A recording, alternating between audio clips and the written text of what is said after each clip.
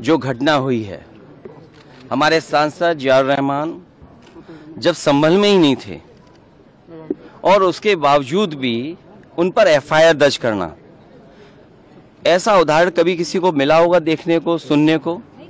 एक police officer ये कह रहा हो कि नेता बनना छोड़ दो, नेताओं का सहारा लेना छोड़ दो, किसके लिए भाषा थी वो? और मैं ये कहना चाहता हूं, हालांकि सब जानकारी आपके पास है, दुखद है कि नईम जैसे नौजवान की जान चली गई, बिलाल की जान गई है, रोमान की जान गई है, कैफ, अयान, और इसमें से कुछ कम उम्र के भी हैं। मुझे याद है जब मैं लखनऊ में प्रेस कर रहा था, उस समय जो जानकारी थी और जो जानकारी छिपाई जा रही थी, जब वहां पर लोकल स्तर से जानकारी हासिल हुई, तब मैंने कहा कि नईम की जान गई है और पुलिस की गोली से गई है।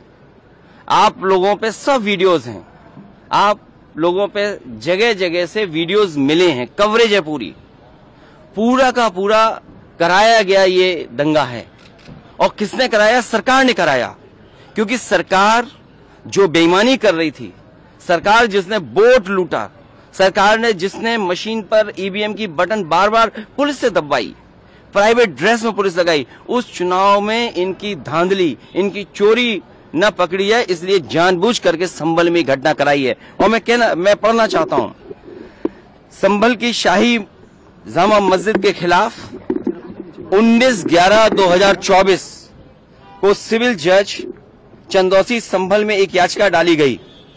कोर्ट ने दूसरे पक्ष की सुने बगैर उसी दिन 19/11/2024 को सर्वे के आदेश दे दिए। ताज्जुब तो इस बात का है कि ऑर्डर मिलने के बाद ही संभल के जिलाधिकारी, संभल के पुलिस अधीक्षक आदेश को पढ़े बगैर 2 घंटे बाद ही सर्वे के लिए पुलिस बल के साथ शाही जामा मस्जिद पहुंच गए। जामा मस्जिद की कमेटी, जनप्रतिनिधि, उलेमा इकराम, सभी अधिवक्ताओं ने सहयोग दिया। जिस समय पहली बार सर्वे हुआ है और कोर्ट के आदेश के बाद पूरा का पूरा सहयोग, जो भी वहां जिम्मेदार लोग थे, जो भी जिम्मेदार वहां पर मौके पे थे, सबने सहयोग किया।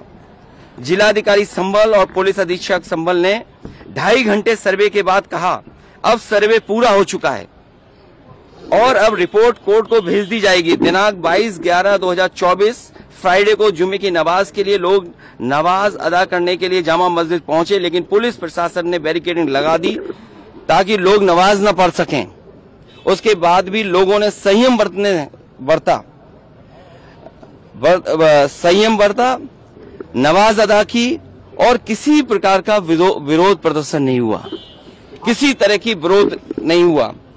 29 तारीख को कोर्ट की अगली तारीख तय थी। शाही जामा मस्जिद की कमेटी और मुस्लिम समाज के सभी लोग कोर्ट के केस की पैरवी के लिए तैयारी कर रहे थे, परंतु दिनांक 23 तारीख को रात पुलिस प्रशासन द्वारा कहा गया कि 24 तारीख को यानी अगले दिन सुबह को दोबारा सर्वे किया जाएगा। आखिरकार पहले एक बार सर्वे हो गया, ये आदेश पुलिस प्रशासन को किसने दिया कि दोबारा सर्वे आपका होगा, जब पहले सर्वे में सब लोगों ने सहयोग मदद की, पूरा सर्वे हुआ, किसी को आपत्ति नहीं थी सर्वे पर, लेकिन जानबूझ करके आगे शाही जामा मस्जिद की कमेटी और अधिवक्ता ने कहा कि एक सर्वे तो मुकम्मल हो चुका है, अब दूसरे सर्वे की क्या आवश्यकता है। कोर्ट के आदेश का हमने पालन कर दिया, अगर दूसरा सर्वे करना है तो दोबारा आदेश करवाएं, कोर्ट के आदेश के बाद हम दोबारा सर्वे करा देंगे। लेकिन जिलाधिकारी संभल और पुलिस अधीक्षक संभल ने कोई सुनवाई नहीं की और तानाशाही दिखाते हुए और सुबह के वक्त से पहले शाही जामा मस्जिद आ गए। शाही जामा मस्जिद कमेटी और मुस्लिम समाज के लोगों ने फिर भी धैर्य रखा और दोबारा सर्वे के लिए अंदर ले गए। सर्वे के दौरान करीब 1.5 घंटा बाद जब जनता को सूचना मिली तो वो इकट्ठा होना शुरू हो गए। लोगों ने सर्वे का कारण जानना चाहा तो सर्कल ऑफिसर ने उनके साथ गाली गलौज की और लाठीचार्ज करवा दिया, बुरी तरह से जख्मी कर दिया। इसका विरोध करते हुए चंद लोगों ने पत्थर चलाए, जिसके बदले में पुलिस, सिपाही से लेकर अधिकारी तक ने अपने सरकारी और प्राइवेट हथियारों से गोलियां चलाई, जिसकी वीडियो रिकॉर्डिंग है, जिसके एवज में दर्जन लोग गोलियों से घायल हो गए। 5 मासूमों जो कि अपने घर से सामान लेने के लिए निकले थे, उनकी मृत्यु हो गई। संभल का माहौल बिगाड़ने में याचिका दायर करने वाले लोगों के साथ पुलिस और प्रशासन के लोग जिम्मेदार हैं। इनको निलंबित किया जाना चाहिए और हत्या का मुकदमा चलाया जाना चाहिए। जिससे कि लोगों को इंसाफ मिल सके और आने वाले समय में कोई इस प्रकार की संविधान के खिलाफ गैर कानूनी घटना को अंजाम न दे जा सके। और बीजेपी के लोग ये कह रहे हैं कि संभल को बांग्लादेश बनाना चाह रहे हैं। देखिए, अगर आप बीजेपी की बात तो गड्ढे में गिरोगे, जाके बीजेपी की बात मानोगे तो खाई में गिरोगे। बीजेपी वालों से पूछिए, क्या चुनाव कराया था आपने उत्तर प्रदेश में? कोई ऐसा मुसलमान भाई नहीं था जिसको इन्होंने रोका ना हो। लाठी से, बंदूकों से गाली गलौज की इन्होंने।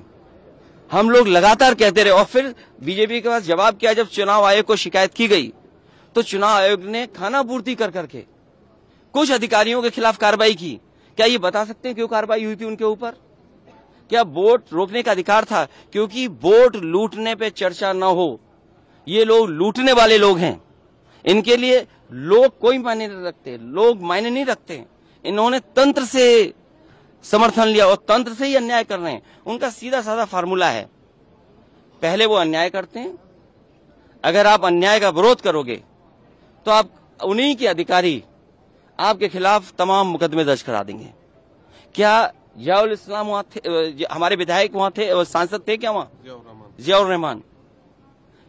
कोई बता दे, वो बेंगलोर में थे, वो अपने कार्यक्रमों में थे, संभल में नहीं थे।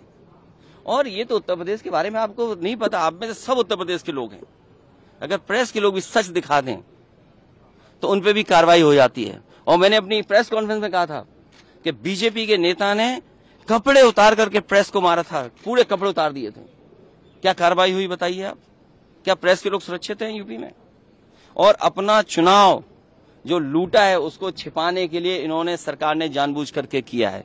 कुछ लोग तो ये कहते हैं कि साबरमती फिल्म देख करके उन्हें लगा कि उन्हें भी बड़ा नेता बनना है, इसलिए ये सब कुछ कराया गया है। सदन में इसको उठाएंगे। मैं, हमारे सभी सांसद और तमाम विपक्ष के लोग इस सवाल को उठाना चाहते थे, लेकिन सदन में नहीं उठने का मौका दिया। कल भी नहीं मिलेगा मौका। जब मिलेगा तब ये सवाल उठाया जाएगा और हमारा डेलीगेशन भी जाएगा, वहां के लोगों के दुख दर्द परेशानी। और फिर सरकार के हाथ में सब कुछ है। अज्ञात में नाम डाल दिए। मैं आपको याद दिलाना चाहता हूं, कानपुर में जब दंगा हुआ था, अज्ञात में नाम लिख करके बड़े पैमाने पर पुलिस ने अन्याय किया था। पुलिस ने लूटा था पैसा और पुलिस अधिकारी को उन्हें हटाना पड़ा था। और यही आरोप था उन पर कि उन्होंने पैसा ज्यादा लूट लिया।